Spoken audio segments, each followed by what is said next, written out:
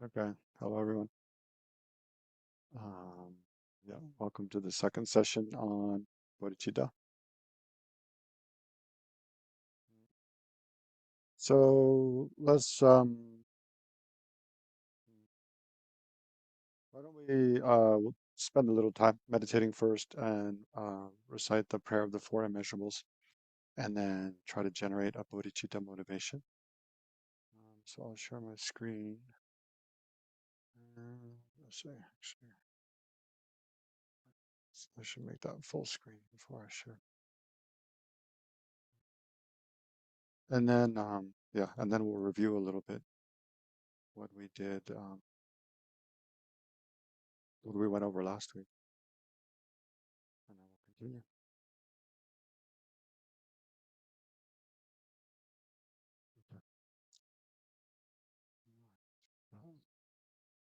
But anyway, let's sit quietly first for a minute and just gather our attention. Within, check one's own state of mind and yeah, practice placement meditation to focus one's attention.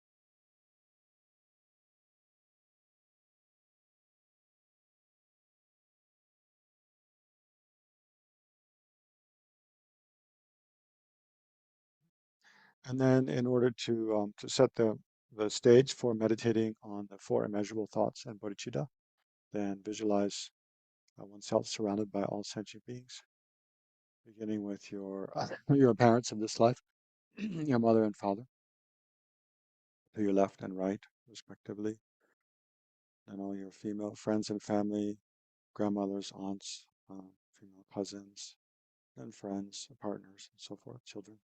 To your left and behind you, and your male friends and family to your right and behind you. And then those whom you're most prone to become angry, irritated with, um, visualize seated directly in front, facing towards you, and then all the other sentient beings of the six realms in human form. Imagine all seated all around you. So take a moment to visualize those three sentient beings in those three groups: friends, antagonists, strangers.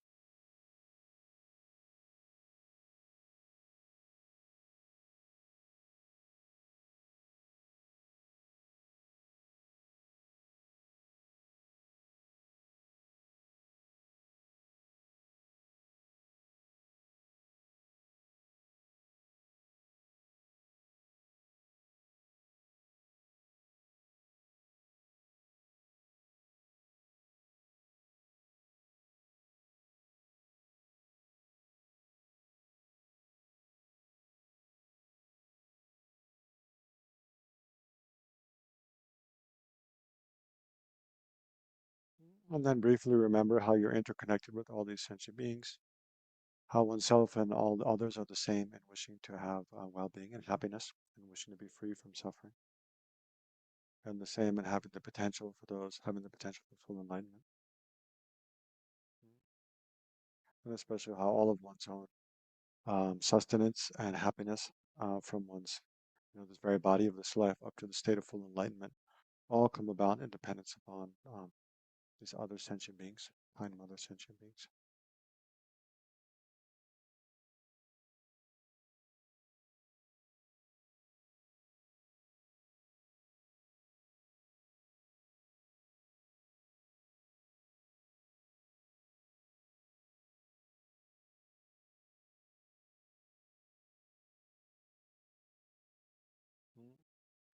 Okay, so now let's recite this prayer of the four immeasurables, four immeasurable thoughts just once, and then meditate on that briefly, and then we'll meditate on bodhicitta a little bit. How wonderful it would be for all sentient beings to abide in equanimity, free from attachment to friends and anger towards enemies. May they abide in equanimity. I myself will cause them to abide in equanimity. Please grant me blessings to be able to do this. How wonderful it would be for all sentient beings to have happiness and the causes of happiness. May they have happiness and its causes. I myself will cause them to have these. Please grant me blessings to be able to do this. How wonderful it would be for all sentient beings to be free from suffering and the causes of suffering. May they be free from suffering and its causes. I myself will cause them to be free from these. Please grant me blessings to be able to do this. How wonderful it would be for all sentient beings to be never separated from the happiness which is totally beyond suffering. So you can think the happiness of liberation from samsara, or full enlightenment, and full enlightenment. And may they never be separated from this. I myself will cause them to be never separated from this.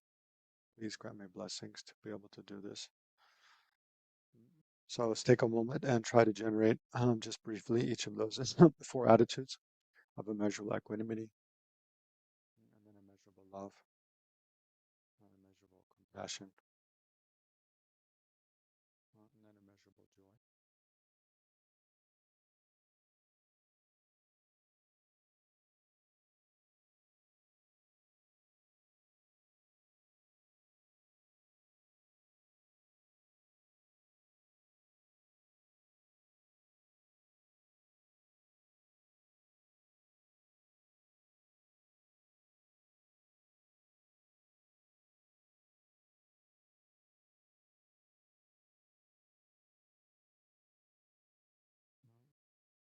So in a way, we can think of the four immeasurable thoughts as like another kind of method leading up to bodhicitta. Mm. So having kind of done the preparation work for generating the aspiration to achieve enlightenment in order to benefit all sentient beings by generating a sense of equal concern for all, an affection, kind of an affectionate wishing for all to have well-being and happiness, and seeing the suffering of others, wishing for them to be free from it, and wishing oneself to be able to free others from suffering and the causes of suffering. And then finally, immeasurable joy, wishing for all sentient beings to never be separated from, a state of perfect kind of satisfaction and joy. Well-being. So then on the basis of all that, then try, before we review what we spoke about last week on the definition of bodhicitta primarily, for yourself, try to remember what are the defining features, the distinctive features of bodhicitta, and not only intellectually, but try to also generate that attitude to whatever degree you sincerely can. So remembering all sentient beings seated around you, their kindness, then try to generate this attitude, which is attitude of bodhicitta, as a motivation for this session.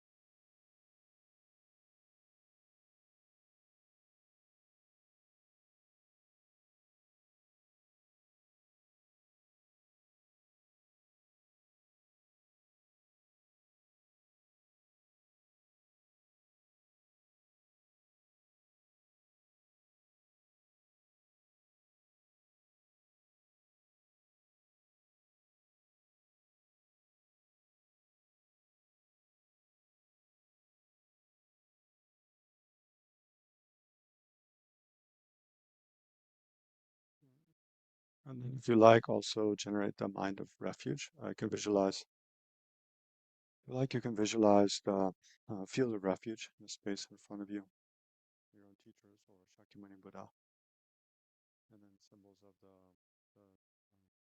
the Dharma and the Sangha.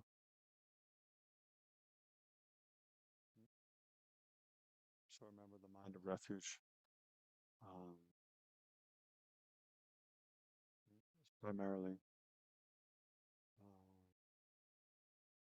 having a kind of a wise fear of the suffering of future lives, the suffering of lower realms, the falling into the lower realms, and also wishing to be free from the suffering of this life, and then recognizing how the Buddha, the Dharma, and the Sangha have the ability to protect us from suffering, primarily by showing us the path to freedom from suffering, which is primarily by showing us how teaching the law of cause and effect, teaching unmistakably what are the causes of suffering, what are the causes of well-being, and thereby giving us the giving kind of giving us the ability to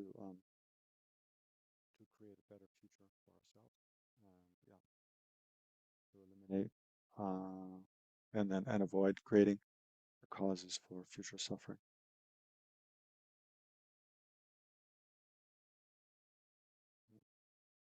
I take refuge until I am enlightened in the Buddha, the Dharma, and the Supreme Assembly. By my two collections of listening to the Dharma, may I become a Buddha to benefit transmigratory beings. I go for refuge until I am enlightened to the Buddha, the Dharma, and the Supreme Assembly. By my two collections from explaining the Dharma, may I become a Buddha to benefit transmigratory beings. I go for refuge until I'm enlightened in the Buddha, the Dharma, and the Supreme Assembly. By my two collections of explaining the Dharma, may I become a Buddha to benefit transmigratory beings.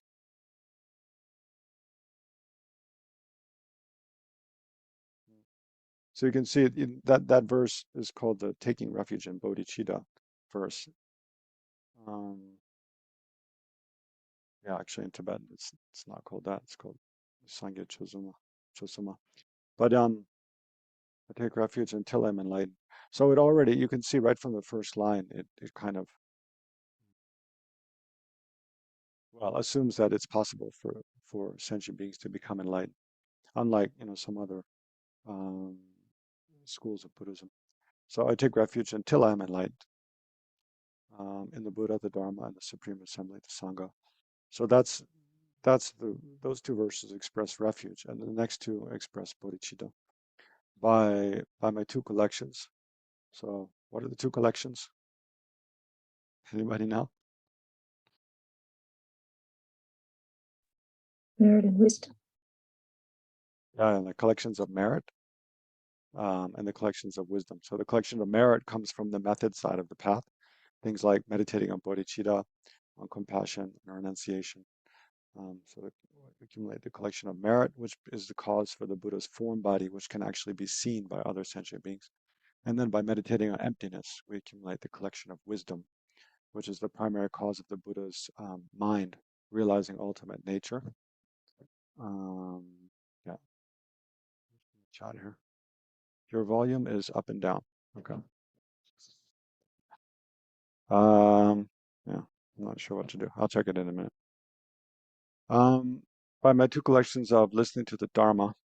Yeah, so by whatever we're doing, then, if we combine, we generate a motivation of bodhicitta and then have mindfulness, try to maintain a mindfulness of emptiness, a dependent arising emptiness to whatever degree we can, then in that action, we create the two collections.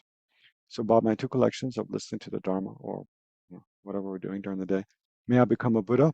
So there's the bodhicitta aspiration. May I become a Buddha. Why? In order to benefit transmigratory beings. Transmigratory beings means, beings who take rebirth in samsara through the force of karma and afflictive emotions again and again, and thereby they transmigrate or kind of wander from rebirth to rebirth. Um, right? So the first two lines express going for refuge in the Buddha Dharma Sangha. For how long? Until we become enlightened. So not only this life, future lives, from life after life, until I become enlightened, and I go for refuge, Buddha Dharma Sangha. And then the last two lines, the third and fourth, express the aspiration of bodhicitta.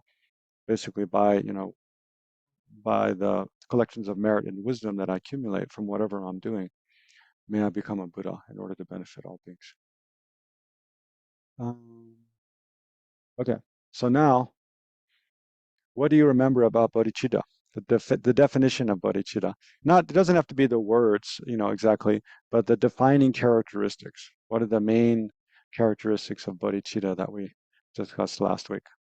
I'm asking you because this is remember I said last week, the whole point of this module is that when you sit down to meditate on bodhicitta, um, which hopefully you'll do every day the rest of your life, then you feel confident that you know what you're doing. You know exactly what bodhicitta is, right? So let's, as a group, we'll try to remember as many of the defining characteristics as we can before, and then we'll go over. So what do you remember about it? Just feel free to unmute yourselves and speak out. You have empathy, sincere empathy for others, and you want to achieve enlightenment. Mhm. Yeah, those are the main things. You want to have empathy. You feel a sense of other suffering, and you want to achieve enlightenment. Good start. I think it's also that it's altruistic. So it's kind of everything is being done for the benefit of other people. It's not about oneself. And that altruism actually comes naturally and spontaneous. It's just who you are. You don't have to think about it. It's just how you operate in the world. Yes, when real bodhicitta becomes uncontrived, then it arises spontaneously, and you just naturally want to do whatever you can to benefit others. Yeah, it's also, like you say, exactly, primarily focused on the welfare of others. Um, yeah. Jan, Lakshmi, Kenan, or Urs? Also. Yeah, it separates you from the Hinayana vehicle. I mean, you're not just looking for your own liberation, but you have a broader perspective, so you want to work for everybody. Exactly. It's the gateway to the Mahayana. So it's what distinguishes you from being a practitioner of the Hinayana vehicle and as a practitioner of the Mahayana vehicle. Exactly. Yeah, there's not much more to add, so it's getting more difficult. Compassion. You Yes, can't Jen. bear the suffering of others. Yes, you're so moved by the suffering of others that you find it unbearable. It really touches your heart. Yes. Okay. Lakshmi or Kenneth, can you think of anything else to add? I mean, I could only think of, how you want others to be enlightened, and not just yourself. True. Yeah, true. It's also you want others to be enlightened as well, seeing that as the sort of highest fulfillment of their well-being, of their potential for happiness and well-being. Yeah. Yeah. I think it has to encompass also an understanding of what that potential means and that it's attainable. Yeah, especially for a wise bodhisattva, they need to understand how actually it's possible, why it's possible to be free from suffering on the one hand, mainly because all suffering arises from this kind of ignorance, which can be eliminated by wisdom, realizing emptiness, and then why it's possible to fully perfect positive qualities on the other hand, which has more to do with how the nature of the mind is, on the one hand, free from any taints, and also in that also the nature of the mind is such that, well, it has the nature of knowing things, so we can know more and more, which can lead to knowing everything, omniscience, and also well, positive qualities like caring about others are in accord with wisdom, right? Also because, oh yeah, this is the one I forgot. Also because our mind is a creature of habit. It becomes habituated to whatever we habituate it to, you know? So we can habituate our mind to very positive, uh, positive ways of thinking. And then those become automatic after a time, once we habituate ourselves enough. So the attitudes of like loving kindness, compassion, generosity, patience, understanding of dependent arising. At first, we have to; those are contrived. Well, first we have to get some kind of intellectual understanding, clear understanding what they are, and then we, in the process of being habituated to those, we have to put effort to cause those positive attitudes to arise. But then eventually it becomes effortless, and they just spontaneously arise. Just like now, afflictive emotions spontaneously arise for us, irritation or attachment. Now those spontaneously arise. So just like that, you can imagine a day when those don't arise at all. The seeds of those been completely eliminated, and just positive emotions spontaneously arise. Okay, excellent. Yeah, that was very good. So I think I have a good idea. So now I'll share my screen and we'll look at the slides from last week. Um,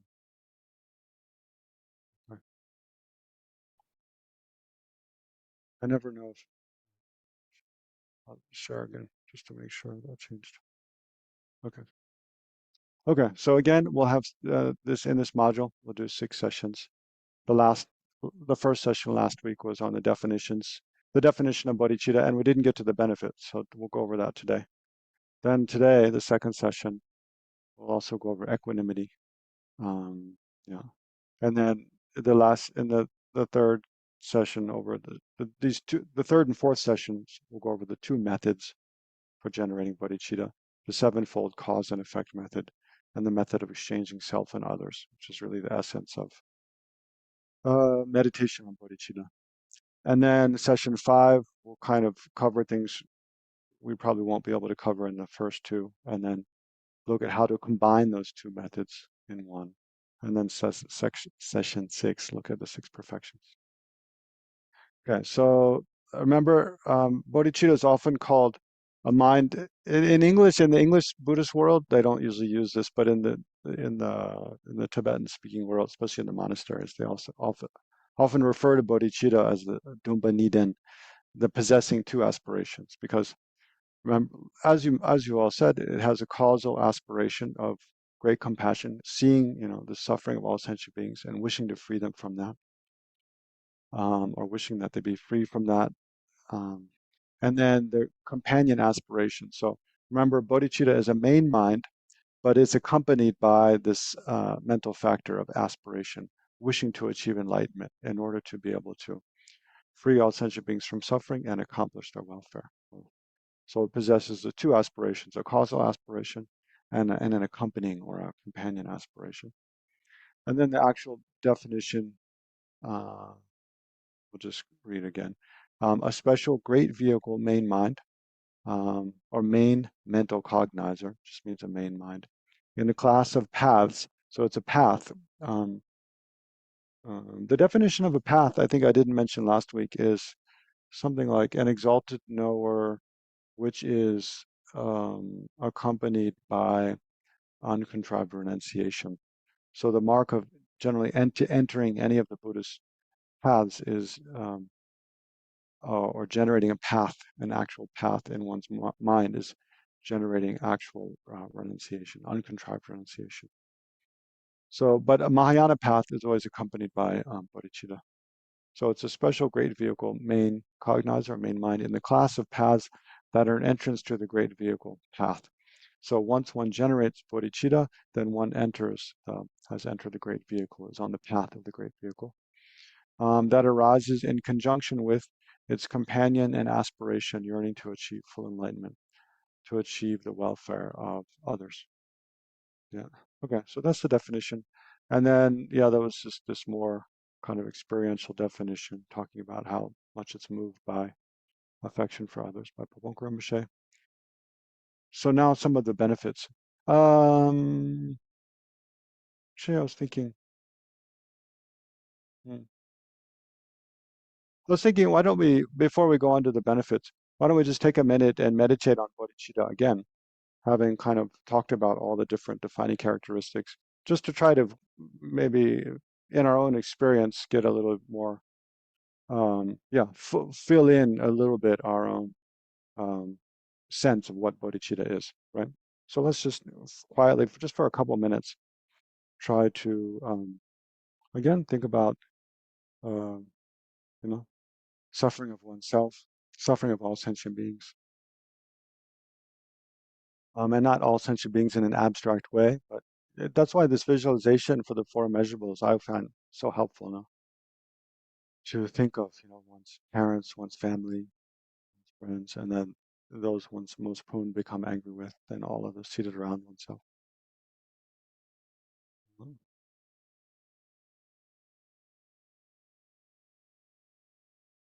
So remember, the causal bodhicitta arises from a causal aspiration, great compassion.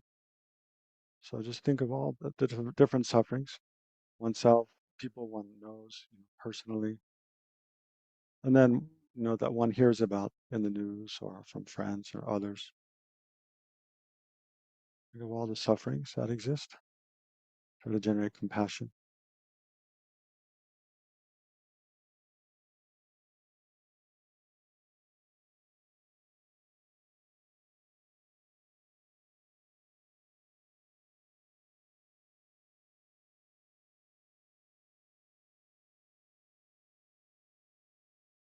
And as you try to generate compassion, especially remember, automatically we usually think of, even I was just thinking of as I described, like what to think about. We think about the suffering of suffering, painful experiences beings have. But it's also important to remember, the suffering of change, how many pleasant experiences we and others have that just lead us into kind of further delusion and dissatis- dissatisfaction. So, which are the suffering of change, right? It causes to increase attachment. And then also the pervasive compounding suffering, just the fact of being under the control of karma uh, and ignorance, not even knowing we're under the control of karma, not understanding how karma works. And our minds being so habituated to attachment, anger, and other afflictive emotions, not knowing how to reduce or eliminate those. So just being totally under control of karma and afflictive emotions. So try to generate also compassion for oneself, for others, based on those views as well of the suffering of change and the pervasive compounding suffering.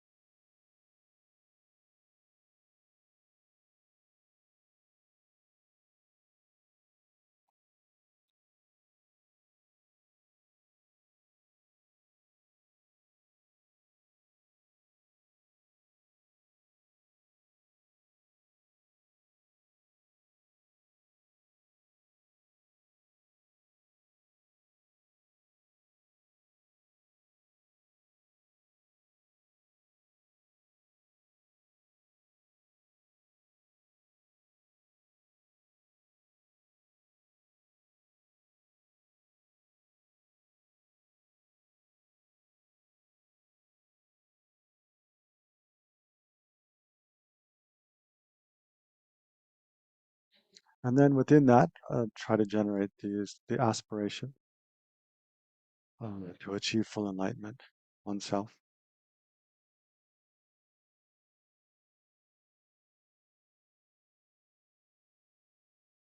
Also important to remember like what enlightenment is, the elimination of all faults, the perfection of all positive qualities.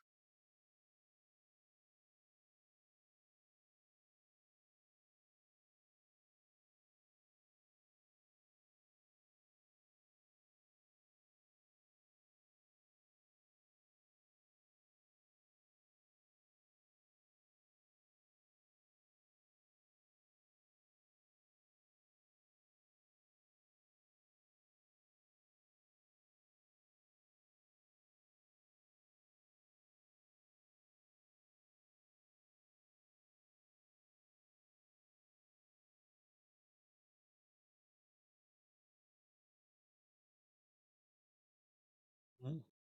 Okay, we can stop there. Then, so, okay, so now some benefits. All right, I have to put my my watch on the table. I'm used to looking at my watch when I look for the time instead of the thing on the screen.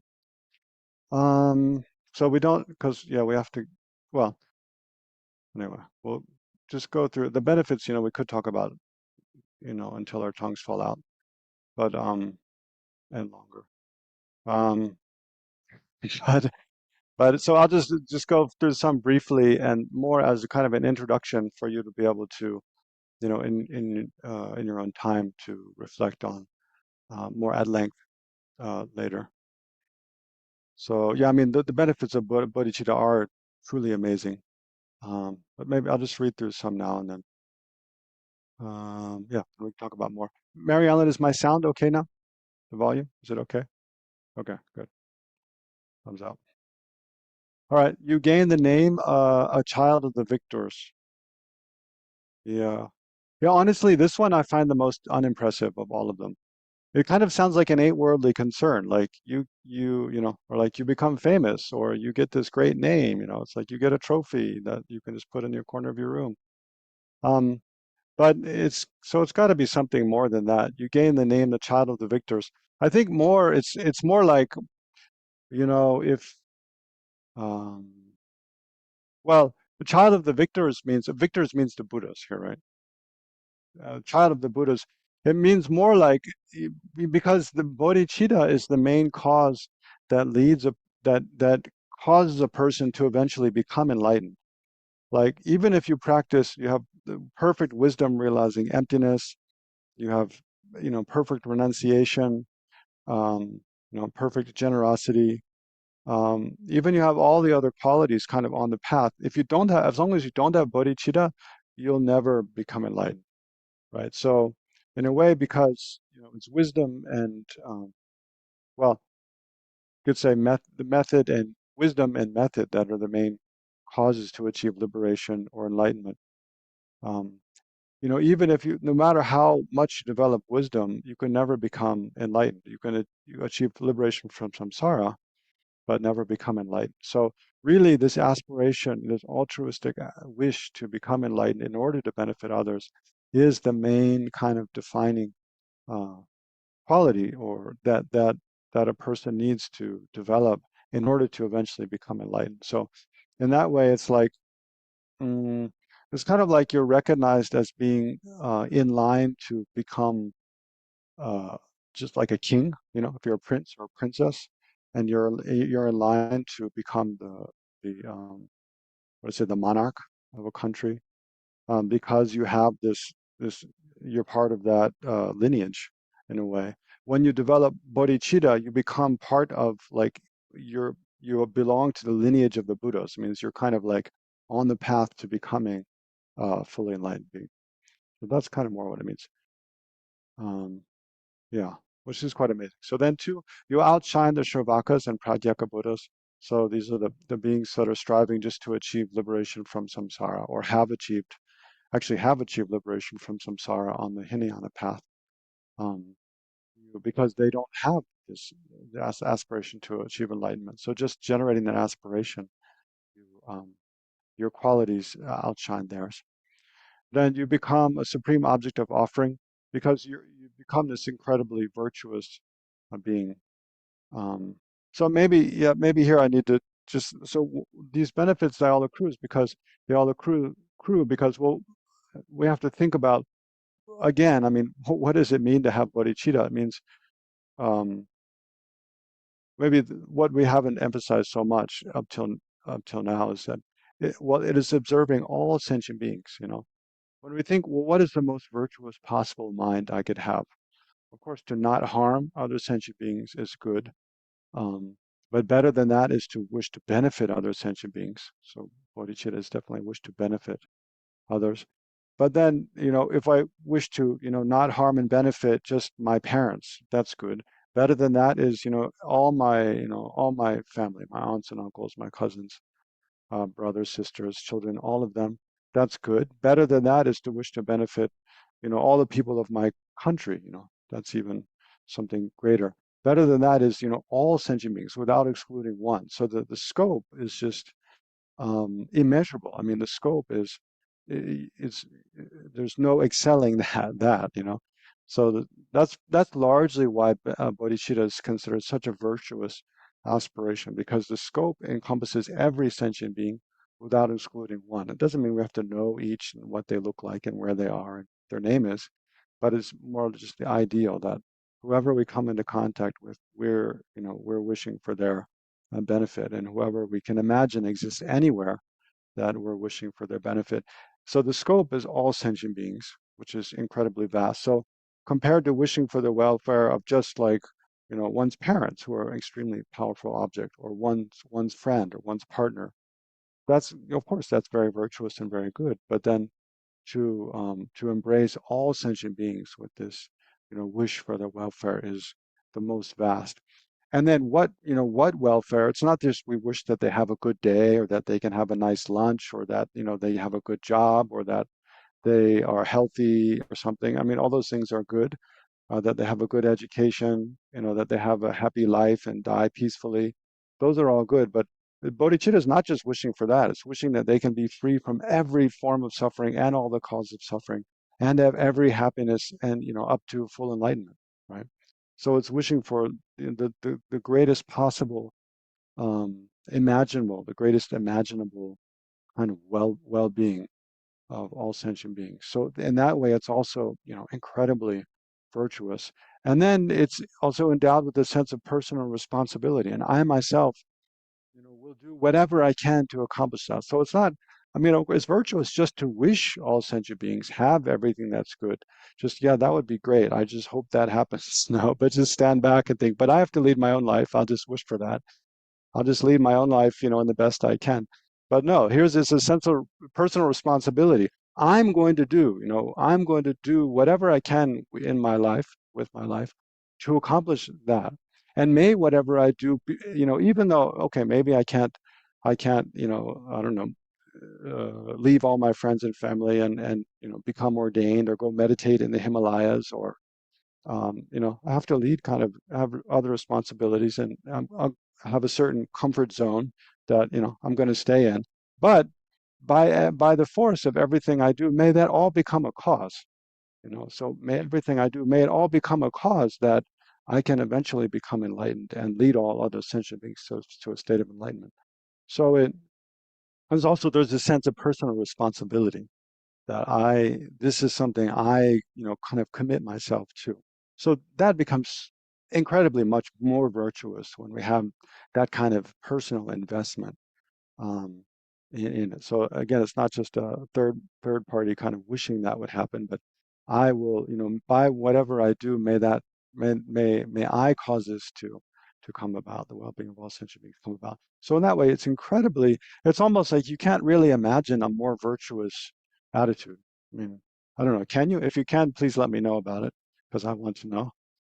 But yeah, I mean, so that's why it's so, yeah, it's not that the Shravakas and Pratyeka Buddhas are kind of like just, I don't know, um, um, I don't know, something bad or something. It's just that the bodhicitta is the most virtuous possible aspiration you can imagine. And then when it's endowed with it, the more it's endowed with actual understanding of how this is not just like fairy tale thinking. This is realistic, because of the fundamental uh, cause of suffering is ignorance, and because the nature of the mind is such that it's possible um, to develop positive qualities and wisdom to, an infinite degree. Okay. So you become the supreme object of offering because you have this most virtuous attitude. You amass an enormous accumulation of merit for all the reasons I just explained. You rapidly purify sins and obscurations because, bodhicitta this attitude of bodhicitta is diametrically opposed to selfishness, to not caring about others, to wishing to harm others, to everything that causes us to engage in non-virtuous actions. And it's incredibly powerful virtuous attitude. So it quickly purifies all this negative states of mind and the imprints of those. You accomplish whatever you wish because you accumulate an incredible store of merit. Then you create causes to have good fortune. You are not bothered by harm or hindrances. I mean, yeah, we have to, yeah, we have to take with a bit of grain of salt because, I mean, but on the other hand, you see in other, especially like in the Lojong teachings, other teachings of the Buddha, in Buddhist teachings, it says, for someone who's really practicing Dharma, they encounter more obstacles because, their negative karmas that would ripen as rebirth in lower realms in future lives, they ripen as smaller sufferings in this life. So, yeah, I mean, also you see, I think I think maybe the key here is not that negative karma doesn't ripen for you, and thereby you're not bothered by harm or hindrances, but more it's your state of mind. Because your state of mind is such this kind of courageous attitude of bodhicitta that even though you encounter harm and hindrances, you experience those with kind of grace, um, and you know how to transform those into the path. So that's what the next module, um, mind transformation, mind training, is all about. But because you experience suffering and hardship and criticism and misfortune and loss, and tragic, tragic events, you take them into the path. You experience them with bodhicitta. You have the aspiration that, by my experience in this, may others be free from suffering. May this, reinforce my resolve to not engage in non-virtues, to practice patience, may this remind me of the suffering of others and kind of strengthen my resolve to help to do what I can to relieve the suffering of others because, they experience similar hardships. So because you know how to transform, sort of, it's called bad conditions, into the path, and that you're not bothered by them. And then you quickly complete all the stages of the path. So, I mean, relatively to, wandering in samsara forever, then if you develop bodhicitta this life, and then even it takes three countless great eons, like millions, like another, let's say 3 million rebirths to achieve enlightenment, that's very fast. Like, like that's very fast to endless samsara, right? So it's not that you quickly not like tomorrow or, this life even, or, maybe not even within a few lifetimes, but relative to, endless suffering and samsara, you quickly complete all the stages of the path. And then you become a fertile source for of happiness for others. So because you yourself, you're satisfied with your life, you feel like you're leading a good life. You're a trustworthy person, generally happy, upbeat. Then you provide, and you're doing what you can to benefit others. So you become a source of happiness for others. So this list of 9 benefits in the Liberation in the Palm of Your Hand, Okra Mishe. But then there's some verses, actually a lot of verses, I wanted to kind of read through. Uh, yeah. But maybe before we do that, why don't we just take a moment before we read through all those verses? Maybe it's good just to take a moment and try to just think for oneself, because oftentimes I find, like, when I see a list of the benefits like these, I mean, there's a lot of truth there, but sometimes it doesn't really hit the mark of one's own experience of what oneself feels like, the benefits of something are. I see that, I mean, I experience this often when, there's like the benefits of refuge, the benefits of meditating on impermanence and death. And there's many, many lists of benefits of things. Um, but I think, yeah, sometimes we need to make some effort to convert, like, what it says in the text to how that relates to our own experience, and then also need to check, well, is my own experience or my own sense of what are the benefits, in this case of bodhicitta, is that really expressed here, or are there other things that also are benefits that maybe are sometimes are even more significant, more important to oneself? Um, yeah. So why don't we take a moment and just try to, reflect for ourselves um, yeah, what are benefits of bodhicitta, and then we'll read those verses below.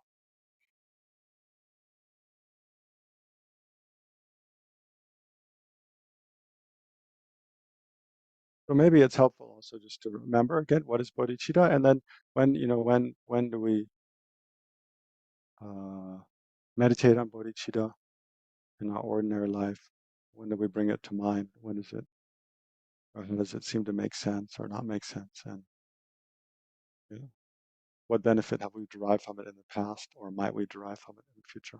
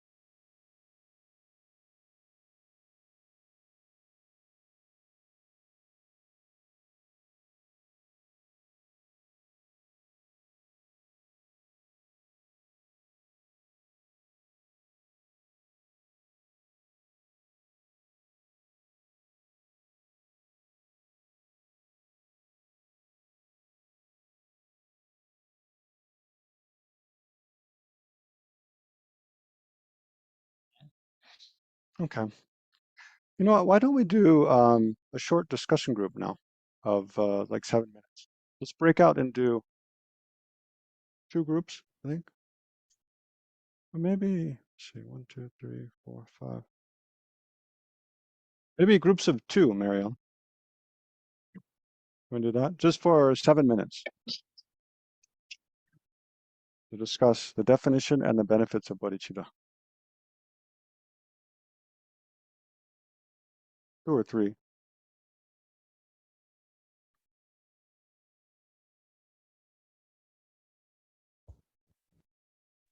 Okay, welcome back, everyone. Well, it looks like you had good conversations. Good. I don't know, any major big benefits you thought of that are not listed there?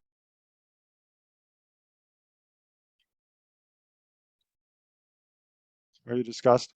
I'm sure you thought of a lot. Anyway, maybe I'll just mention a few or does someone want to speak? All right, I'll just mention a few that came to my mind, and then we'll read through these verses, and then we'll take a short break. Um, that I'd wanted to mention. Actually, I think, I always recall when I first learned about bodhicitta, it's one of the things that impressed me most about Tibetan Buddhism. Um, there's this incredibly positive idea. So one thing I think a big benefit is just it's an incredibly positive way to think, and it's not just like a thinking that it's something you just think about or at one time or another time or just kind of occasionally, but it's kind of a way of framing your whole life in an extremely positive way. So it provides the structure for your whole life, a whole different like worldview that's kind of incredibly positive.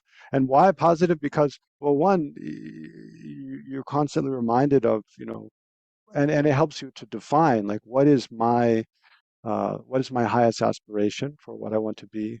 What's possible? What is it possible for me to become? Um, so of course, those are questions we have to work out for ourselves. But the view of bodhicitta describes, this, that is basically saying that we can become this kind of infinitely good, all pervasive, loving, wise, kind of compassionate, and all present and all knowing sort of being. So it's, and not only I can become that, but every sentient being has the potential to become that. So in that way, it's this incredibly positive and far-reaching and vast kind of attitude by which we can, which can flavor sort of everything we do in our life. So that way, yeah, it's extremely beneficial, not just like when we become actual bodhisattvas or when we become Buddhas, but right from the very moment that we try to develop that attitude.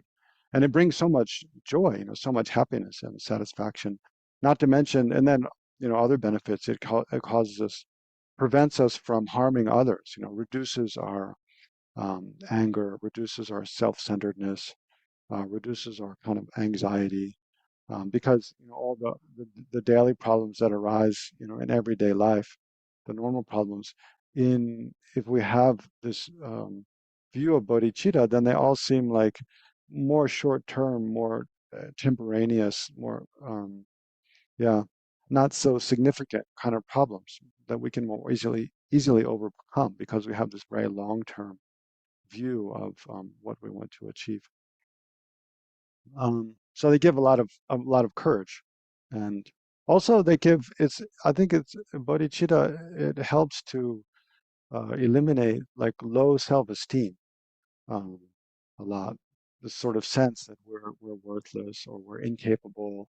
Um, Although, I have met a friend who's been practicing Buddhism for a long time, and at one point in her life, she was telling me she thought for some people, because she has a very big problem with low self-esteem, and she thought from her personal experience, she felt for some people, actually bodhicitta can increase your low self-esteem because you have this, all of a sudden have this high ideal for what I want to achieve, but in comparison to that, you can feel like I'm such a bad like bodhisattva kind of. I'm so bad at kind of pursuing then yeah, I mean it's a very distorted way of kind of interpreting the whole thing, but it is possible though. So um, for some people, but um, yeah, so this is one thing to be a little bit cautious about. But yeah, but generally, I mean, it gives such a positive view of what's possible as a person. So I think that's one big benefit. Mm. And then I think it also helps to shape, your whole life, to shape all the actions of your life in a very positive way, so that then when you come to death, you can die with quite a contented, a mind satisfied with the way you led your life. Even though you make all kinds of, we all make all kinds of mistakes and things, but um, we can come back to this aspiration to be of the greatest possible benefit for others, and for that purpose, aspire to achieve full enlightenment. It keeps us keeps us going in the right direction. Okay, why don't, before the break, let's look at a few more, a bunch of verses from some different texts. So this first set are from the text by Nagarjuna, commentary on Bodhicitta. So this is the text His Holiness Dalai Lama, he just taught in Bodh Gaya. And these are some verses right from the end of the text. So in this commentary on bodhicitta, actually there's two kinds of bodhicitta. There's conventional bodhicitta, which is what we're talking about. And then there's ultimate bodhicitta. So usually when we talk about bodhicitta, we mean conventional bodhicitta. But there's also ultimate bodhicitta, which is a mind directly realizing emptiness. So this kind of meditative equipoise, this mind which realizes emptiness non-conceptually, has a direct experience of emptiness. That's also that's called ultimate bodhicitta. So in this commentary, in the foregoing verses, like 1 through 102, he's been talking primarily about ultimate bodhicitta. But here at the end, he's talking a bit about conventional bodhicitta and some benefits. So he says, the single taste of compassion is merit. The taste of emptiness is most excellent. Those who drink the elixir of emptiness to realize self and others' welfare are conquerors' children. So conqueror's children, again, a conqueror is a Buddha. Their children are like the princes and princesses. But those who are in line to become a Buddha. So it's an epithet for the bodhisattvas. So the bodhisattvas are those who, in short, they drink the elixirs of emptiness, means they meditate on emptiness, to realize both um, their own welfare, their own freedom from suffering, and the fulfillment of their highest potential, as well as others' welfare. Bow to them with your entire being. They are always worthy of honor in the three worlds. These guides of the world reside as representatives of the Buddhas, right? Because bodhisattvas are these beings who they aspire to become Buddhas, eventually become, enlightened beings. So they're thereby the representatives of the Buddhas. And they, in a way, among sentient beings, they represent kind of most accurately what Buddhas are.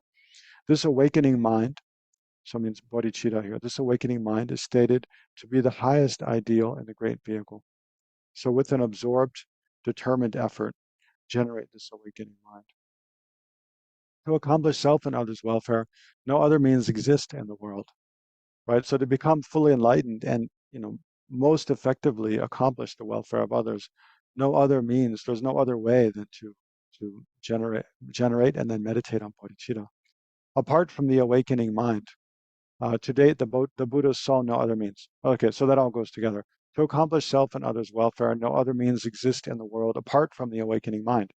To date means until now, from infinite past until now, the Buddhas have seen no other means to achieve enlightenment than bodhicitta. The merit that is obtained from mere generation of awakening mind, if it were to assume form, it will fill more than the expanse of space. So here is this verse is quoted often in different commentaries on bodhicitta. That if you were to imagine all the merit that one generates by just meditating on bodhicitta for a moment, not to mention generating uncontrived bodhicitta, but putting effort into generating this aspiration. If the merit one accumulates, because again, it observes all sentient beings, it aspires for their welfare in terms of being free from every form of suffering and having every form of joy and well-being, and then oneself wanting to accomplish that, and for that purpose oneself wanting to achieve the highest, the fullest of one's potential, full enlightenment. So if the merit from generating the attitude were to take a form, be something physical, it would fill all of space and more. A person who for an instant meditates on the awakening mind, so just for an instant, a person who for an instant meditates on the awakening mind, the heap of merit obtained from this, not even the conquerors, means the Buddhas, not even the Buddhas can measure. A precious mind that is free of afflictions. So, right. So when you meditating on bodhicitta at that time, does your mind, is it afflicted by anger, irritation, jealousy, pride, attachment? No, like you can see the mind is free from all those afflictions at that time. A precious mind that is free from afflictions. This is the most unique and excellent jewel. It can be neither harmed nor stolen by such robbers as the Mara of afflictions. Right. So at the time we're meditating on bodhicitta, we have bodhicitta, our mind is so full of like peace and joy. Just as aspirations of the Buddhas and the Bodhisattvas are unswerving, likewise those who immerse themselves in awakening mind must hold firm their thought. Even with wonder, you should strive, as explained here in the preceding lines. Thereafter, you will yourself realize Samantabhadra's great deeds. So maybe I can send that text out. It's just 100 and some verses long. That His Holiness just taught. That has those verses in it. Because I think it's not. Yeah, it's okay. This is the most famous commentary on Bodhicitta by Shantideva. There's different translations of it from Tibetan or Sanskrit. This one's by the Pemakkara Translation Group. They translate the title as The Way of the Bodhisattva. It's often called A Guide to the Bodhisattva's Way of Life. Anyway, he has, I mean, so at the very beginning, he praises, so these are some verses from the first chapter, I believe. Yeah, chapter 1. Um, and he praises the qualities of bodhicitta. And then in chapter 3, there's some other verses. Yeah, but he has the most kind of elaborate praise of bodhicitta. Just as on a dark and black a dark night black with clouds. I don't know. Usually it's often translated as just as on a dark and cloudy night. I think that's kind of better, but just as on a dark night black with clouds. The sudden lightning glares. The sudden lightning glares and all is clearly shown. Likewise, rarely, through the Buddha's power, a virtuous thoughts arise, brief and transient in the world. So this, okay, so here and below, there's quite a lot of metaphors. The way to meditate on these metaphors, you kind of have to have time, take time, right, to create this picture in your mind of what's going on and think about it. But here, so imagine, basically saying our ordinary life of beings is like a black, cloudy night. So at night, there's no stars, no moon. It's, stormy, cloudy, kind of scary, uncomfortable, and you can't see anything, right? Whole darkness. And then suddenly, there's a bolt of lightning, and for a moment, you can see things around you. And of course, there's the fear that you get struck by the lightning, but here it's not talking about that. Here it's talking about the illumination, the illuminative quality of the lightning. So for a moment, like you can see things. So say, I don't know, say you lost your keys to your car in a parking lot on a dark and cloudy night. You know they're somewhere within a couple meters, but you can't find them. Then suddenly there's a bolt of lightning, and maybe for a moment you have a hope of finding them and then going home to your dry and warm home. So kind of like that. He's saying ordinary life is like a black, cloudy night, maybe rainy, windy.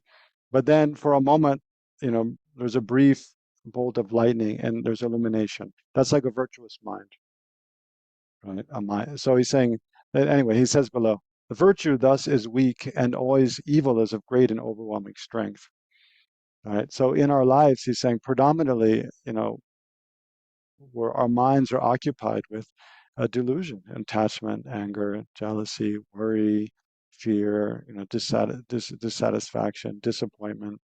But then occasionally there's a virtuous mind that appears, like a pure virtuous mind.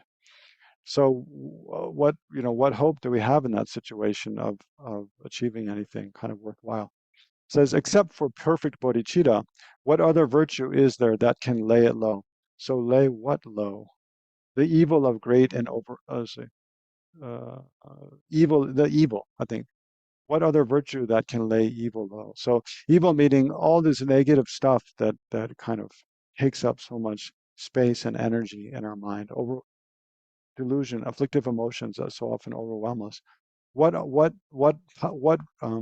virtuous mind is there powerful enough to overcome and eliminate those? He's saying only bodhicitta is incredibly virtuous mind. Um, for many eons, deeply pondering, the mighty sages saw its benefits, whereupon unnumbered multitudes are brought with ease to supreme joy. Those who wish to crush the many sorrows of existence, who wish to quell the pain of living beings, who wish to have experience of myriad joys, should never turn away from bodhicitta, right? So again, for freeing oneself from suffering of samsara, for releasing other sentient beings from suffering, from pain, to have oneself unspeakable joy, then bodhicitta is the way. Should bodhicitta come to birth in those who suffer, chained in the prison of samsara, in that instant they are called children of the blissful one, revered by all the world, by gods and humankind. So this refers to, that list of the first one. You gain the name of child of the Buddha. But really, this kind of nicely illustrates the meaning. It's like, okay, we've taken rebirth in samsara through the force of karma that we created in the past. We're blind to the existence of past and future lives, where our minds are so often uncontrolled. But even so, if we generate bodhicitta, we come into contact with, we hear about, we have some um, um, sort of we like the idea of bodhicitta. Basically, we think, okay, this is something good. We see it as worthwhile. We try to practice meditate on bodhicitta. By that, by our meeting and kind of giving some attention to and having some affinity for is the word I'm looking for. Having some affinity for, and then putting some energy into, generating the attitude of bodhicitta.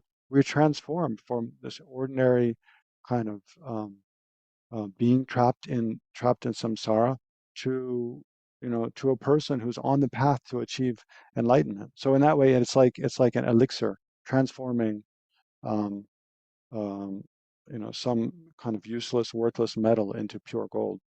So should bodhicitta come to birth in those who suffer, chained in the prisons of samsara, in that instant they are called the children of the blissful one, revered by all the world, by gods and humankind.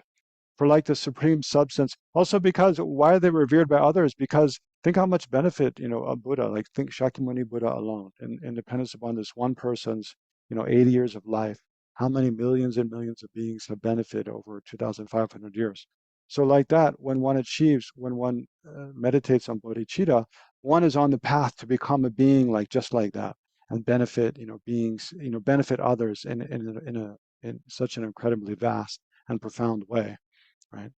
So, and then all that benefit, once one becomes enlightened, it doesn't just like stop there. One continually works for the welfare of others. So even think, I mean, sometimes it's helpful just to put on a very small, more practical scale, like, think of um, maybe just whatever benefit you yourself have um, have felt or experienced through studying Buddhism, or hearing a talk by His Holiness, or meeting a teacher, or any of the meditations you've done, like in this course, or in relation to Buddhism in general. Think about all that benefit came about from Shakyamuni Buddha, and all the generations of beings who have passed his teachings down to us today. So all that benefit oneself has experienced too. Any contact or any practice of Buddhism one has done at all, that all came about from bodhicitta, from Shakyamuni Buddha's bodhicitta before he became enlightened, right? So just like that, when we generate bodhicitta now, and then eventually in the future we become enlightened, and then when we teach the Dharma in a world system where Buddhism doesn't exist, Buddhist teachings don't exist, then millions of people will benefit. All that comes about from our generating bodhicitta. So for like the supreme substance of the alchemists, it takes our impure flesh and makes of it the body of a Buddha, jewel beyond all price. Such is bodhicitta. Let us grasp it firmly. Since the boundless wisdom of the only guide of beings, perfectly examined and perceived as, since the boundless wisdom of the only guide of beings, means that's another epithet of the Buddha, only God of beings, perfectly examined and perceived its priceless worth. Those who wish to leave the state of wandering, so wandering in samsara, should hold well to this precious bodhicitta. All other virtues, like the plantain tree, or like like a banana tree, like the plantain tree, produce their fruit, but then their force is spent. So other virtues, especially like renunciation, in a way, yeah, renunciation, other virtues you develop, but then they produce a fruit, but then it kind of disappears.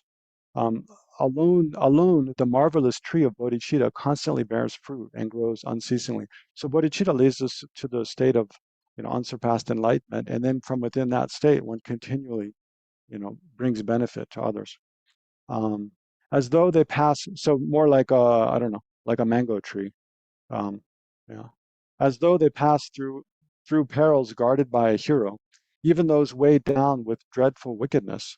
So those who commit, much non-virtuous actions, or have, lots of suffering and confusion and pain in their mind, they will be instantly freed through having bodhicitta. Why do those who fear their sins not have recourse to it? So the analogy here, I think, is as though they pass through perils guarded by a hero. So imagine you're trying to pass through like a war zone or something.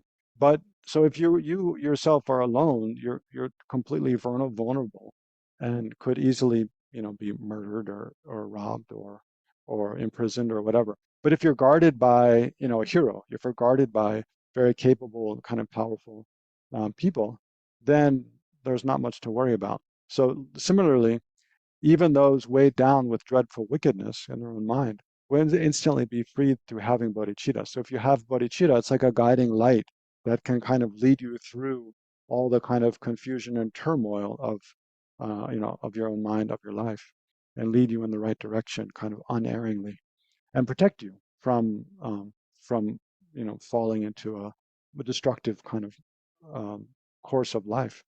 Why do those who fear their sins, so even those who've created many, many sins, they've harmed others in many ways, why don't they have recourse to bodhicitta? Just as by the fire that will destroy the world, great sins are surely and at once consumed by it.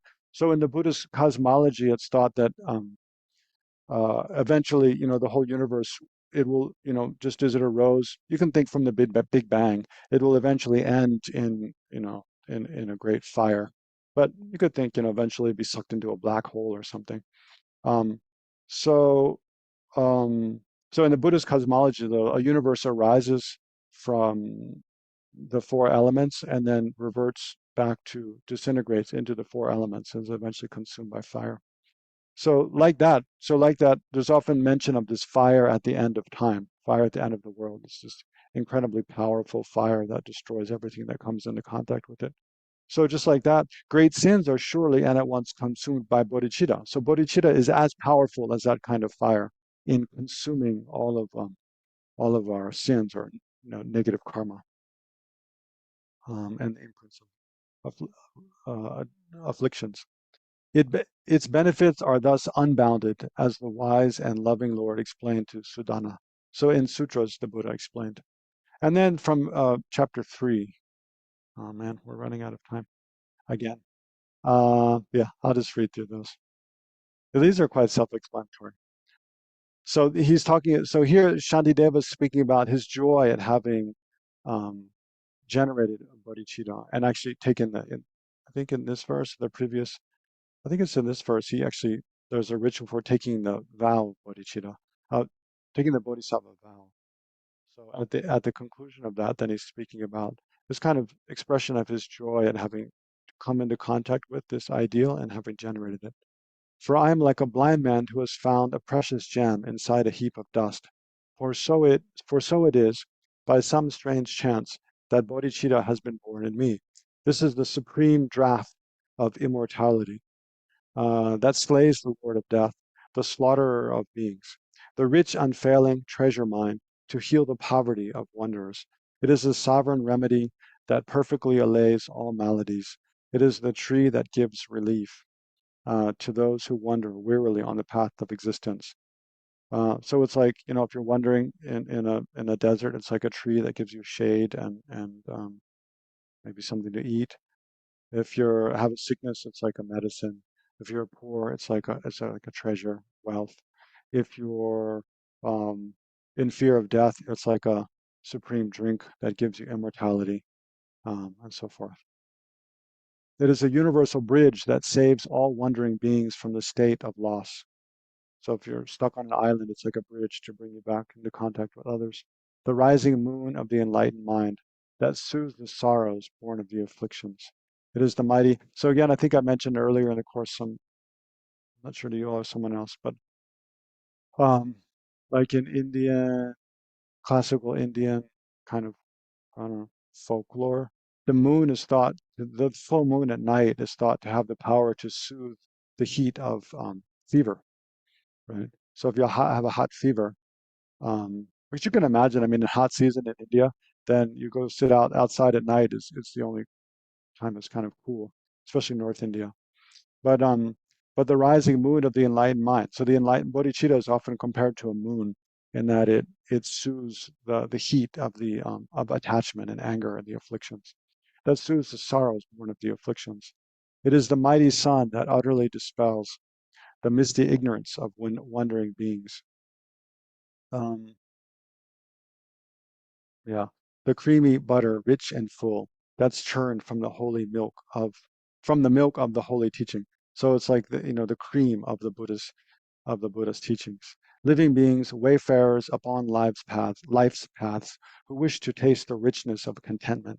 Here before you is the supreme bliss. Here, O ceaseless travelers, is your fulfillment. Okay. So then that's the end of the first session, although we're almost done with the second session. Um, let's take a few minutes break, like 3 minutes break, and then we'll come back and look at equanimity. Okay.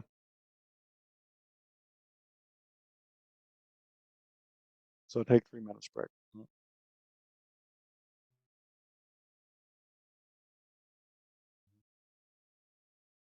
Okay, so we'll spend the remaining 25 minutes or so on equanimity. So again, yeah, there's not that much. We've already discussed a bit, no? I mean, because we usually meditate on the four immeasurables, the way I lead it, at least, usually the first one is immeasurable equanimity. So we've already done a bit of contemplation on it. But maybe just to fill it out a bit more, I'll share. So when we meditate on bodhicitta, because, well, it's based on universal love and universal compassion. So it has to be an aspiration, to benefit all sentient beings without excluding any and without preferencing some over others, right? So we need to, so as a preliminary, like laying the ground for bodhicitta, we need to level out our concern. Like, whereas ordinarily, we're more concerned with those whom we like, right? Those whom we have attachment to. And then those whom we dislike, we maybe even not so concerned about them and maybe even rejoice in their suffering, right? So we want to even out our sense of concern where we're not, it's not, and oftentimes when people first hear about this idea of equanimity, one big thing they're worried about is that, oh, it means I have to just have like a cold, neutral mind where I don't have affection for anyone. But that's not the case. That would be a mistaken kind of mind of equanimity. So it's not a cold, what would you say, like a cold sense of being disconcerned with anyone, or I don't know, there's another term I'm thinking of. Anyway, it's not like a cold sort of disenchanted, not caring about anything, not caring about anyone. It's more an equal sense of concern for all sentient beings, like in that description, Pabonka's description before, like, caring about every sentient being as a mother cares for her only child. So, holding every sentient being dear without discriminating between, those we like and those we dislike. So that's the idea. So then on the basis of that, seeing that, I mean, anyway, we'll come to the main reasons, but mainly it's, seeing that every sentient being is equal in wanting to have happiness, wanting to be free from suffering. And the potential for those is the same, and their right to those is the same. So therefore, we should care about all others equally. Now, there's some questions that come, but we'll go through those as we go. So I have four subheadings here. The four different kinds of equanimity, just to kind of, because this word equanimity is used in many different places in different senses. So to get a little bit, to avoid some confusion. And then reasons for meditating on equanimity. And then mainly the third one, the methods for generating immeasurable equanimity. So first, there's actually many different kinds of equanimity, but here's just four main ones. So the first three are not what we're concerned with. We're only concerned with the fourth one, actually. But so the first is like a meditative equanimity. It means like a state of meditation wherein we remain in a meditative state wherein antidotes are not applied. And also our mind is not disturbed by laxity and excitement. So if you remember back to the very first module or second module, I forget, when we learned about how to meditate, when we're doing placement meditation and trying to generate single pointed concentration, fix our attention single pointedly on one object of meditation, then probably for most of us, our minds are disturbed by excitement. We tend to think about other things. But so that's one kind of disturbance, is excitement. The other is laxity, where the mind becomes too withdrawn, too inward, and sinks down, and then we go towards like lethargy, sluggishness, and falling asleep. So when we generate a state of meditative concentration, whereby the mind is not in the slightest disturbed by either excitement or laxity, then that is a kind of, the mind has a kind of equanimity, right? And then also at that time, if we were to apply antidotes to excitement or laxity, that itself would become a disturbance in the mind, would disturb the peacefulness and clarity of the mind. So that would be a mistake. So at that time also, we abide in a sort of equanimity where we don't apply antidotes. Anyway, so that's all called kind of a meditative equanimity, which is not what we're concerned with here. Then the second one is neutral feelings. So there's three kinds of feelings, right? Pleasant feelings, unpleasant feelings, and neutral feelings, right? So, but the same word is used in Tibetan, Tsorwa Danyom, for the kind of equanimity we generate here in relation to bodhicitta. So anyway, that's another kind of, yeah, this, I mean, it's translated in English as neutral feelings, but the same word is used for equanimity or equal. It has a kind of similar meaning in Tibetan. So anyway, just know that neutral feelings, of feelings that are not a pleasant or not unpleasant are considered a kind of, in between, equal, neutral feelings, and that's also not what we're concerned with. Then equanimity of self and others. So this one actually will come up in the second method for generating bodhicitta, the method of equalizing and exchanging self and others.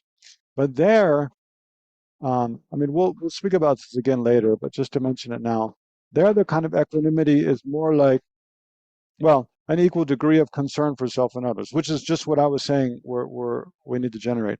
But so I have to correct myself. So here at the beginning, it's more like we have a mind of with unbiased regard for friends and enemies, yeah, for others. So it's not biased.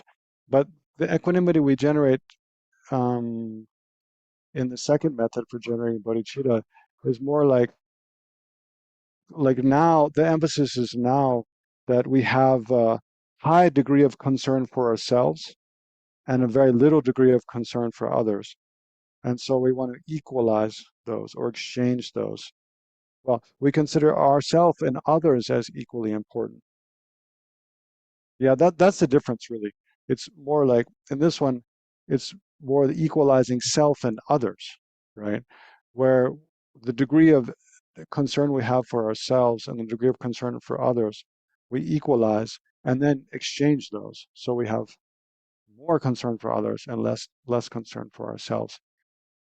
Whereas, so let me just read it, make sure it makes sense. Equanimity of self and others, an attitude not biased in the degree of concern for self and others, right? So that we contrast with the next one, immeasurable equanimity, where, okay, so there's two kinds of immeasurable equanimity. That the one to be practiced and then the one to be achieved. So the one to be practiced is more in relation to one's own kind of attitude, oneself having an unbiased regard for friends, enemies, and strangers. So see, here is when, okay, when so imagine all sentient beings seated around us, like we usually visualize friends and enemies beside and behind us. I mean, sorry, friends and family beside and behind us. Those are enemies or we're most prone to become angry with. We feel are antagonistic. Seated directly in front, facing towards us, all others seated around. So here we want to, within our own mind, we want to reduce attachment for friends and enemies. Reduce attachment for friends and family. Reduce the dislike or anger, malevolent attitude towards enemies, and then increase our sense of concern for strangers. So we generate a sense of equal concern for all, but we're not concerned with leveling out the sense of concern we have for ourselves versus the sense of concern we have for others.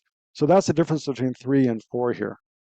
And the 3, which we're going to look at later in relation to the second method for generating bodhicitta, the equanimity we're striving for is more between the sense of concern for ourselves and others and evening those out. Here, we're primarily concerned with generating an even among the others that we're concerned about, generating an equal sense of concern for all others, not, not between self and others. And then beyond that, right, the one to be achieved is all sentient beings being free from attachment and anger towards each other, right? So first we try to reduce our attachment for some and our anger towards others within our own mind. And then having done that, we try to achieve that in other beings' minds, so that other sentient beings also are then free from attachment and anger towards each other. So just look at again this the Four Immeasurables prayer, the last verse here. Yeah, see here it expresses that, and this is the Four Immeasurables that we often do at the beginning. In the last verse, how wonderful it would be for all sentient beings to never be separated from the happiness which is totally. No, sorry, not that one. I put equanimity at the first. How wonderful it would be for all sentient beings to abide in equanimity, free from attachment to friends and anger towards enemies. So there it's wishing for all sentient beings to abide. May they abide in equanimity. I myself will cause them. So for oneself to cause others to abide in equanimity, of course, oneself has to do that oneself first, and then can help others to do the same. So the one we're concerned with primarily is this 4A, right? Immeasurable equanimity. It's the one to be practiced, where oneself has an unbiased regard for others, for friends, enemies, and strangers. And then one question that might come up, well, does that mean that I have to give up having, seeing some people as friends and some people as, enemies? Most people, I think, don't really, many people, we don't really think of others as our enemies. That seems like an outdated way of thinking. But there are people that we are more prone to become irritated with, or we tend to kind of just dislike or disapprove of, or we feel like they're hostile towards us, and therefore we don't trust them. We don't feel safe around them. Like that's all there. So when it's labeled enemies, it's a bit of a misnomer, but that's what it's talking about. People whom we know we're more at risk of becoming angry at, or at risk of making excuses for harming them. So that's why we visualize those people seated in front, facing towards us, to remind ourselves that we have to be cautious about how we relate to them, so that we don't act out of an afflicted kind of malevolent mind, like with regard to those people, right? And we have to put more effort into generating, practicing patience, generating loving kindness towards them. But the question but the question comes up, well, does that mean I have to give up seeing some people, as friends and not, well, trusting some people, like trusted friends and family, and not trusting other people, and then and see everyone as kind of will relate to everyone in the same way. Well, no, that's not the case. Like we can still have friends, people we trust, people that we know they're a good influence on us, we like to be around. And then other people that we don't like to be around, we feel like they're a bad influence on us, we can't trust them. So we can still relate to and deal with other people in different ways according to, just normal kind of common sense. But here, the idea is more like,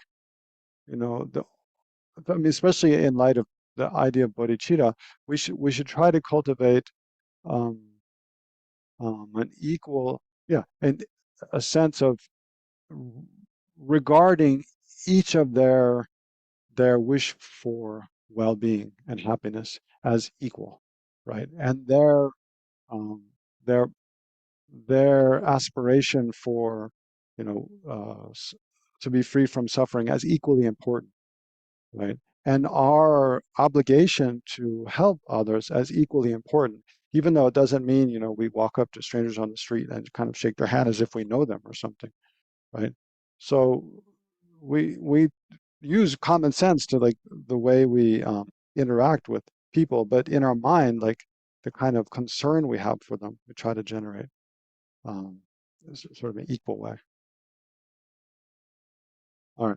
So the reasons for meditating on equanimity, first, in terms of generating bodhicitta, are in order to generate universal love and compassion that has a concern for every sentient being without excluding any.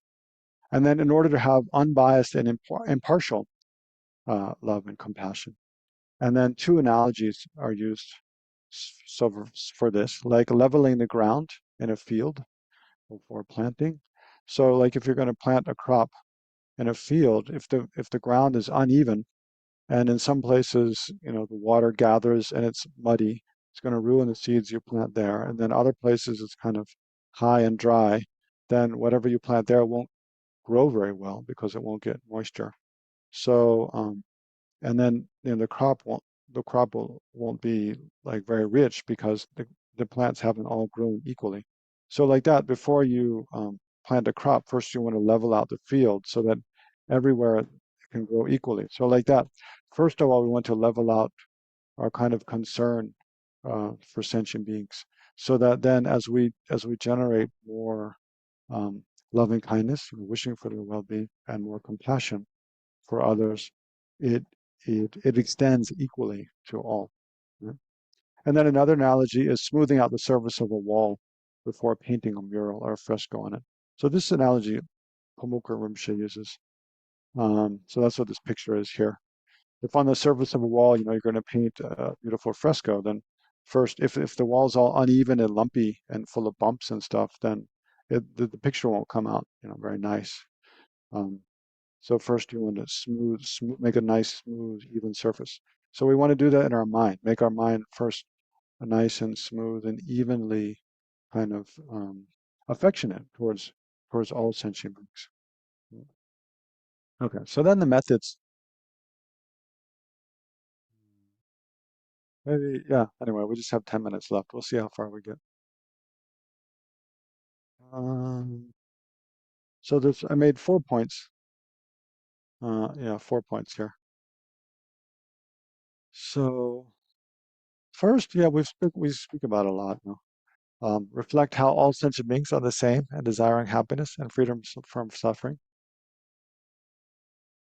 Yeah, so this is really, it's kind of, well, it's something we have to question at first, but then as we think about it and understand it more and more deeply, it just becomes more and more and more deep.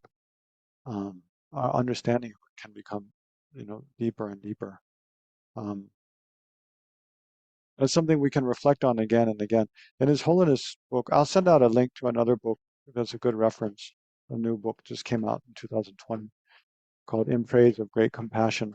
But there His Holiness suggests, and it's commonly suggested, to reflect on this, how all sentient beings are the same and desiring happiness and freedom from suffering. When you're in a crowded place, when you're in a public place, like taking a bus or a train or at an airport, or at a concert or a theater, and you see, or just on the street, a place where you can see a lot of people, or even while you're watching, the news or a movie and you see crowds of people, and reflect on this. Is it the case that all those people are the same in wishing to have happiness? Although they pursue happiness in, a million different ways, some wise and some completely unwise, some completely deluded.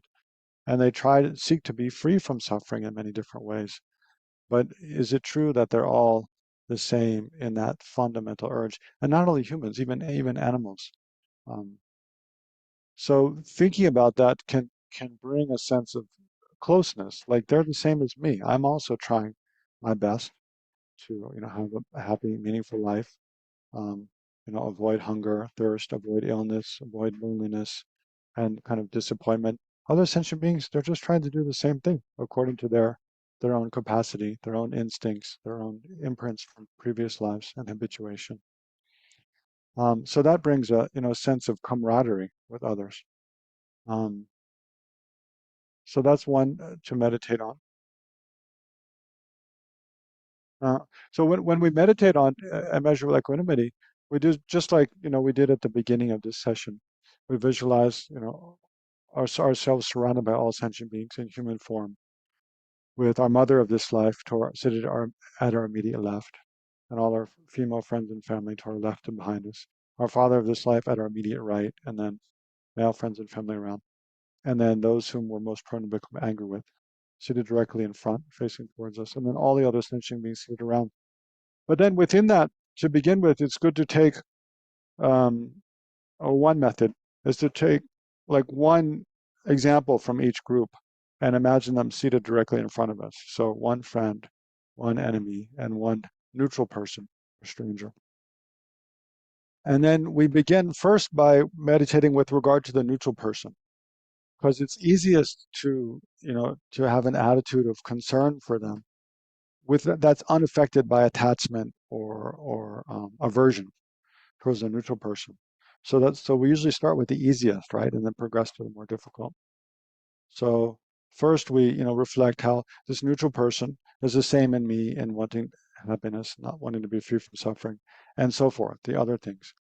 And then once we have, we feel like we have some sense of even, even concern for their welfare, then we move on to the friend, who's the next, a little more difficult because it would tend to be affected by attachment. And then we move on to the enemy because it's the most difficult. Okay, so the first way is reflect how they're all the same, wishing for happiness and to be free from suffering. Second way is to reflect how, from the perspective of oneself,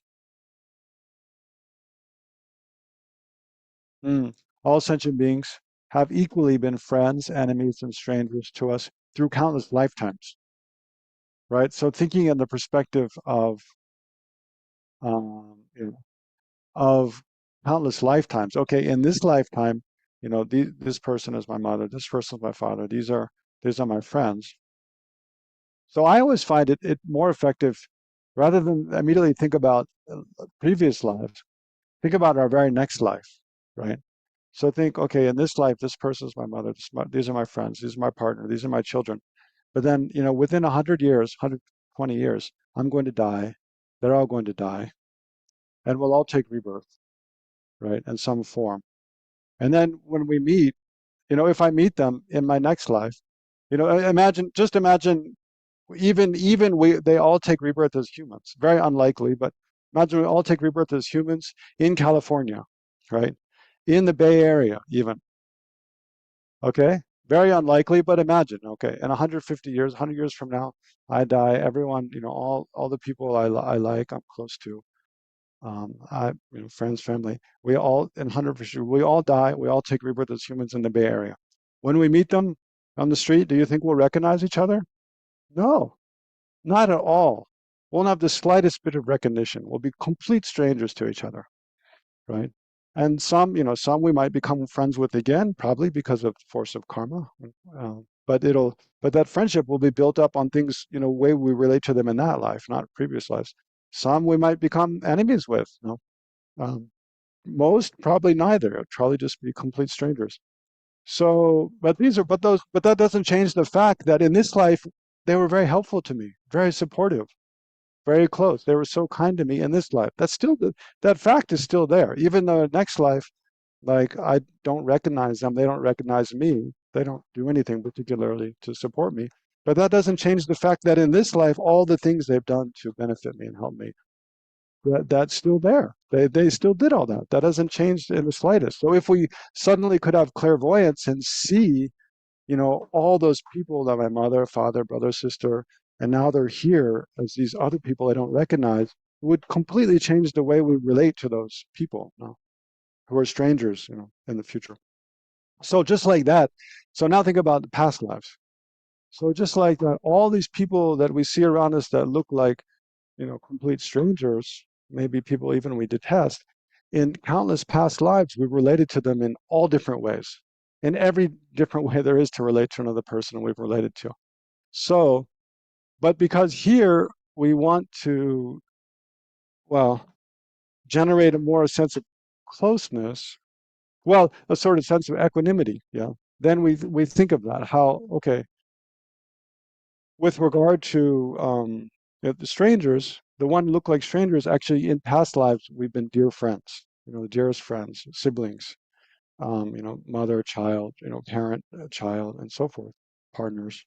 So actually, they're not something so distant and unrelated to me. Actually, they're intimate related because through countless past lives, I've had intimate relationships with them.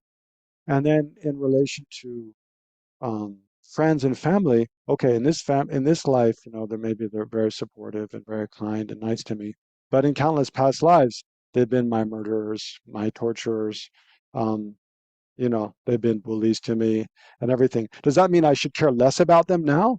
No, it just means I shouldn't have this assumption that, they're inherently like kind to me and that I'm, that um that they're inherently like I should inherently care more about them than anyone else. Because actually in the scope and the purview of countless past lives, everyone's equally been cruel and equally been kind to us. It's totally equal. And then the people whom we tend to have aversion towards, we can think how in past life, maybe in this life, they're really mean to me, really whatever, hurt me in different ways. But that hasn't always been the case. In past lives, they've been my dear friends and family. So therefore, I think the increasing, the care for enemies in our mind is kind of quite comfortable. Increasing care for strangers in our mind is quite comfortable. Reducing the sort of the way we relate to friends and family, that's probably the most uncomfortable. But that one, yeah, we have to remember, it doesn't mean we care less about them. It's more like we try to reduce our attachment for them. This unrealistic expectation that that our relationship with them itself is going to bring us the happiness. And that way, also to think about impermanence and death helps a lot. Anyway, we'll have to come back and continue looking at this because we're out of time now. But um, I'll just mention the last few points. So yeah, so in perspective of oneself, then okay, on the one hand, thinking about through countless past lives, how friend, enemy, and stranger have been equally in all of these different relationships with us. And then even in this life, these identifications can change quickly, right? So even in this life, people who were strangers in the past can become dear friends.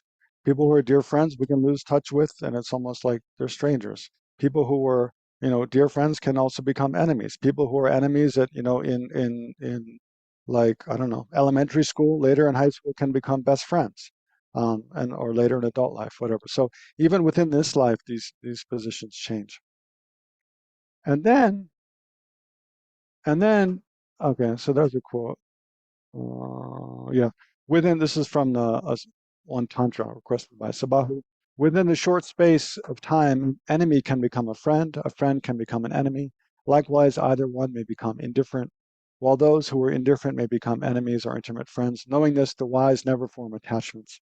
They give up the thought of delighting in friends. That means they give up the thought of this unrealistic expectation from friends. Still, we can enjoy friendships, of course, and they are content to focus on virtue. Okay.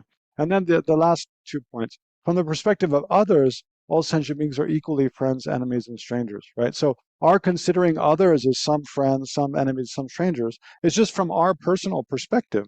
But that has there's nothing sacred about that. From the perspective of the other, 750 billion people on the planet, the people we consider friends, some people detest, The people we consider detestable, some people cherish and hold dear. The people we consider strangers, they're all dear or detested by someone else. So if we take the perspective of others, also other people are all equal, and there's no reason we should care more about one than the other.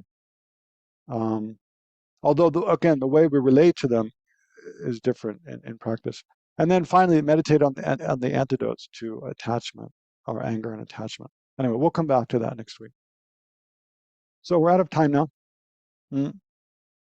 But next week we'll review that and I'll complete a little bit more on equanimity, and then we'll do some meditation on it, and then we'll go through the first method for generating bodhicitta, which is the sevenfold cause and effect method, the famous one where we try to reflect on all sentient beings as having been our kind mothers, fathers, caregivers in past lives. Okay, so let's just briefly dedicate the merit. So think of all the merit we've generated in this session by meditating, discussing, reflecting on bodhicitta. So by the force of this merit, may all beings be free from every form of suffering, especially those who have died recently, especially in the mass shootings in California, in the wars in Ukraine, Syria, and other places. All those who have died recently, may they quickly take a precious human rebirth, or rebirth in a pure land, in whatever circumstances are most conducive for their spiritual development, their well-being. And then as well, all those who have committed crimes, murder or theft, or killed others in the course of war, and so forth, or harmed others in any other way. May their minds be free from afflictive emotions, and anger, hatred, ignorance. And may their minds be filled with wisdom, loving kindness, compassion. And in our society, may this positive attitudes of kindness, wisdom, loving kindness spread more and more. May all beings be free from every form of afflictive emotion, and have every positive state of mind up to full enlightenment. And may the Buddhist teachings and all teachings which bring benefit to beings flourish now and for a long time. May our teachers have long and stable lives. And then bring to mind any personal prayers you'd like to make.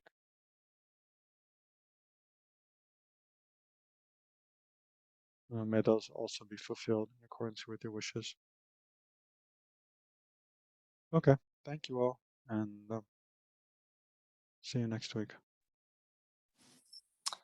Thank you, Thank Venerable. you, Let's Venerable stop. Excellency. Thank you, Venerable. Let's talk. Mary Ellen and Ernst. See you, Mary Ellen.